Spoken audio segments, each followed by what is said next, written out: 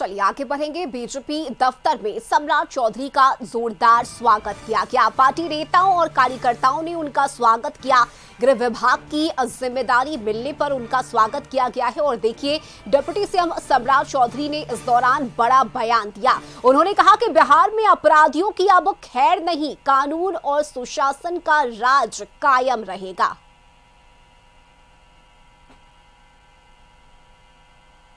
बिहार में कानून का राज है और आगे भी कानून का राज ही रहेगा, सुशासन रहेगा। पुलिस की पूरी तरह हाथ खुले हैं, पुलिस अपना कार्रवाई कर रही है। पुलिस को स्पष्ट निर्देश है, सुशासन स्थापित करने के लिए कोई भी कदम उठा सकता है।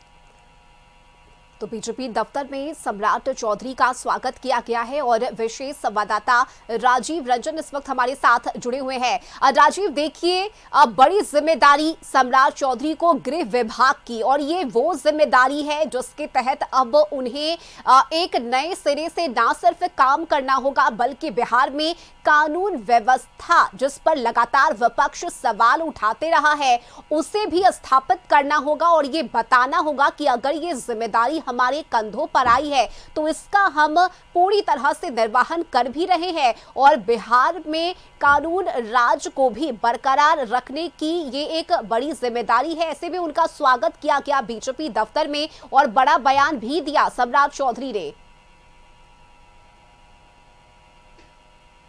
देखिए, सम्राट चौधरी गृह मंत्री बने हैं और पहली बार बने हैं, क्योंकि गृह मंत्रालय हमेशा से मुख्यमंत्री के पास रहा है। अब पहली बार ऐसा है कि भाजपा कोटे में ये गृह मंत्रालय आया है और ये दायित्व जो है सम्राट चौधरी को मिला है। हालांकि उन्होंने अभी अपना कार्यभार नहीं संभाला, लेकिन कार्यभार संभालने से पहले वो भाजपा कार्यालय पहुंचे, जहां उन्हें ग्रैंड वेलकम मिला। जिस तरह से नारेबाजी हो रही थी, जिस तरह से कार्यकर्ताओं के द्वारा फूल माला बुके चादर दे करके सम्मानित किया जा रहा है और हर एक से मिल रहे थे सम्राट चौधरी, हर एक से मिल करके उनके साथ फोटो भी खिंचवा रहे थे। रह गई बात कि बिहार में कानून व्यवस्था सुदृढ़ होगी, इसको लेकर के उन्होंने बहुत बड़ी बात कही है। उन्होंने एक झांकी भी कहा है, एक तरह से सवाल के जवाब में आई बात, तो उन्होंने कहा कि बेगूसराय में आज जिस तरह से काउंटर हुआ है, एक अपराधी को पुलिस ने घायल किया है, तो ये दर्शाता है कि अब यहाँ कानून का डंडा चलेगा और अपराधियों की खैर नहीं है। उन्होंने कहा कि प्रधानमंत्री के निर्देशन में और मुख्यमंत्री के निर्देशन में बिहार में कानून की व्यवस्था कायम करना मेरा दायित्व है और उसके लिए हर संभव मैं प्रयास करूंगा। और जिस तरह से प्रधानमंत्री ने हम पर विश्वास किया है और नीतीश कुमार ने जिस तरह से हमें निर्देश किया है, मैं उस आधार पे खरा उतरने की कोशिश करूंगा और अपराधियों को अब यहाँ बख्शा नहीं जाएगा। तो ये उनका कड़ा संदेश था, पहले से भी वो कड़ा संदेश देते आए हैं, लगातार देते रहे हैं। और कहा, चुनाव से पहले यहाँ तक बोलते थे कि अपराधियों का जगह या तो नरक में, या फिर अगर नरक में नहीं तो उनको गया में बुला करके उनका पिंडदान करा देंगे। तो वो अब समय आ गया है सम्राट चौधरी के लिए कि अब अपराधियों का पिंडदान शुरू होना चाहिए। बिल्कुल राजीव, और देखिए, नीतीश सरकार की अगर हम बात करें तो हमेशा से ही जीरो टॉलरेंस की नीति पर सरकार काम करते आई है, लेकिन अब चूंकि ये जिम्मेदारी बीजेपी के पास है, सम्राट चौधरी को ये जिम्मेदारी दी गई है, ऐसे में अब जनता के बीच कानून राज को स्थापित करना ये एक बड़ी चुनौती भी होगी। क्योंकि पिछले कई दिनों के रिकॉर्ड को हम खंगाले तो चाहे वो रात के अंधेरे में हो या फिर दिन के उजाले में, अपराधी अपराध करने से बच नहीं रहे। उनमें ना तो कानून का भय है, ना खौफ है, और दिन दहाड़े गोलीबारी की घटनाएं भी बिहार में लगातार होती आ रही है। जी, निश्चित रूप से जिस तरह के हाल के दिनों में कुछ घटनाएं घटित हुई हैं, जिसको लेकर के विपक्ष हमलावर हुआ है और विपक्ष ने ताना मारा है और उसको लेकर के कहा था कि उस समय नीतीश कुमार ही गृह मंत्री थे, तो ये कहा जा रहा था कि थके गृह मंत्री हैं, थके सीएम हैं, अब इनसे बिहार संभलने वाला नहीं है। उसी आधार पर चुनाव में भी विपक्ष गया था। कि मुख्यमंत्री अब होश में नहीं है और उनसे बिहार संभालने नहीं जा रहा है। ये बात तो चुनाव से पूर्व था, लेकिन अब चुनाव समाप्त हो गया है, जनता का जनादेश झोरी भर भर के मिला है। तो वैसी स्थिति में अब नया जो गृह मंत्रालय सम्राट चौधरी को मिला है, तो उनके सामने चुनौती है कि गृह विभाग को अच्छे तरीके से संभालें, अपराधियों को उनका उचित पुरस्कार मिले। चूंकि पुरस्कार मिलने की बात है कि जिस तरह से अपराधी अपराध करते हैं तो उनको उसी तरह से जवाब मिले। और विपक्ष का जो आरोप है कि थके हुए मुख्यमंत्री, थके हुए गृह मंत्री, उससे बिहार को मैंने उबारे, ये सम्राट चौधरी के सबसे बड़ा दायित्व है। और इसको लेकर के सम्राट चौधरी ने एक तरह से संकेत दे भी दिया है।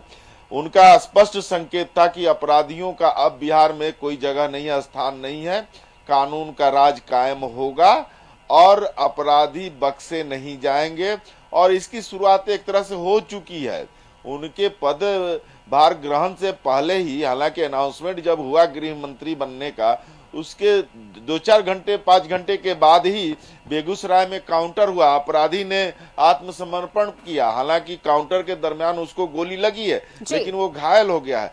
तो एक तरह से एक लाइन सम्राट चौधरी ने खींचने की कोशिश की है। अब देखना होगा कि आगे आने वाले दिनों में अपराधियों का क्या हश्र होता है, क्या अपराधी यहाँ रहेंगे। चूंकि उनकी एक और मंशा रही है कि उत्तर प्रदेश में जिस तरह से अपराधियों पर बुलडोजर चलता है, बिहार में भी वो स्थिति बनेगी। तो देखना होगा कि वो बुलडोजर यूपी से बिहार कब पहुंचता है और अपराधी यहां से कब पलायन होते हैं। बिल्कुल राजीव, और देखिए दबी जुबान से कई सवाल भी उठ रहे हैं। कहा यह भी जा रहा है कि विपक्ष की तरफ से जिस तरह से लगातार सवाल उठाए जा रहे हैं, नीतीश सरकार को कटघरे में घेरा जा रहा था अपराध के मुद्दों को लेकर, क्या यही वजह है कि इस बार गृह विभाग की जिम्मेदारी बदल दी गई है? नीतीश कुमार से लेकर वो जिम्मेदारी अब बीजेपी ने अपने पास ले ली है। तो ये कई ऐसे सवाल हैं जो उठ रहे हैं, विपक्ष भी इसे उठा रहा है। जी देखिए, विपक्ष तो उठाएगा ही सवाल। विपक्ष का काम ही है सरकार को आईना दिखाना। अगर छोटी घटना भी होती है तो विपक्ष सामने आएगा ही आएगा, क्योंकि उनको इस बात की जानकारी है कि जो मुद्दे मिलते हैं उस पर किस तरह से सरकार को घेरे। रह गई बात कि मुख्यमंत्री ने पहली बार गृह मंत्रालय भाजपा कोटे को दिया है, तो ऐसा नहीं है। यही नीतीश कुमार 2005 में आए थे तो अपराधी घुटने टेक चुके थे, काउंटर होता था और खुलेआम काउंटर होता था। अपराधी का ऐसी स्थिति हो गई थी कि अपराधी बिहार में दिखते भी नहीं थे, और जो अपराधी थे तो वो या तो जेल के सलाखों में अपने आप को चले पहुंच जाते थे या फिर कहीं छिप के रहते थे।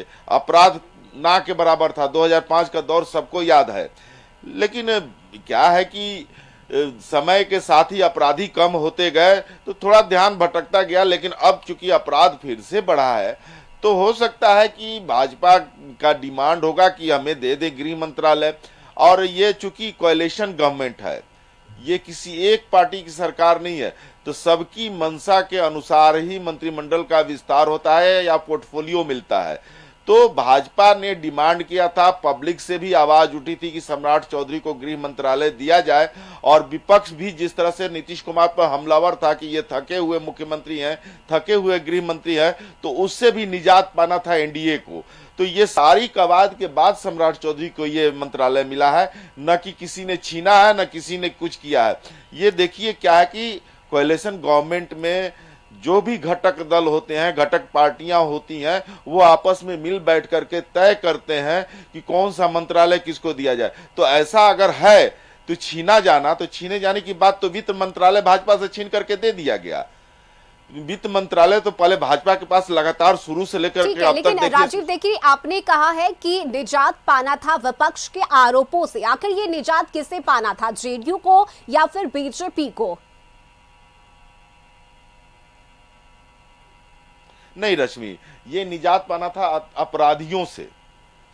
चूंकि अपराधियों को लेकर के, अपराध को लेकर के विपक्ष हमलावर था, तो थोड़ा सा एक बात आई कि ये आपस में मिल बैठे होंगे और तय किए होंगे कि एक बार गृह मंत्रालय भाजपा भी संभाल करके कुछ ऐसा करे कि जो अपराध का नाम धीरे धीरे ऊपर आ रहा है, अपराधी जिस तरह से फन उठा रहे हैं, उनको कैसे कुचला जाए। तो चेहरा नया है, सम्राट चौधरी यंग चेहरा जाने जाते हैं और बयान के लिए तो बहुत अच्छी तरह से जानते हैं, फैसले के लिए भी अच्छी तरह से जाना जाते हैं। तो वैसी स्थिति में फैसले लेने की घड़ी है और विपक्ष हमलावर ऐसी बात को लेकर के, तो उस चीज को संभालने के लिए ये गृह मंत्रालय सम्राट चौधरी को गया है, न कि ऐसा नहीं कि उनसे छीन करके इनको दे दिया गया, इनसे छीन करके। ये सिर्फ और सिर्फ आपसी सामंजस्य और एक दूसरे के साथ बैठ करके तय हुआ है। ठीक है, यानी बिहार में कानून राज स्थापित हो सके, इसे ध्यान में रखते हुए ये फैसला लिया गया है। लेकिन देखिए राजीव, सवाल ये भी है, चूंकि चेहरा नया है और जिम्मेदारी बहुत बड़ी होने वाली है, ऐसे में क्या कुछ चुनौतियां हैं जो अब सम्राट चौधरी के सामने आएंगी इस गृह मंत्रालय को अपने पास लेने के साथ ही? ये देखिए बहुत चुनौती है, सम्राट चौधरी को अब चुनौतियों का सामना करना पड़ेगा। अपराधी सबसे बड़ा अपराधी चुनौती है, और दूसरा घुसपैठ, और घुसपैठ कर करके जिस तरह से गांव की गांव अल्पसंख्यक, कई अल्पसंख्यक गांव ऐसे हैं जहां के युवा पलायन कर चुके हैं और उनको बार बार एनआईए पकड़ती है। ये सारी चीजें कवायद हैं उनके लिए और इसको ठीक करना होगा।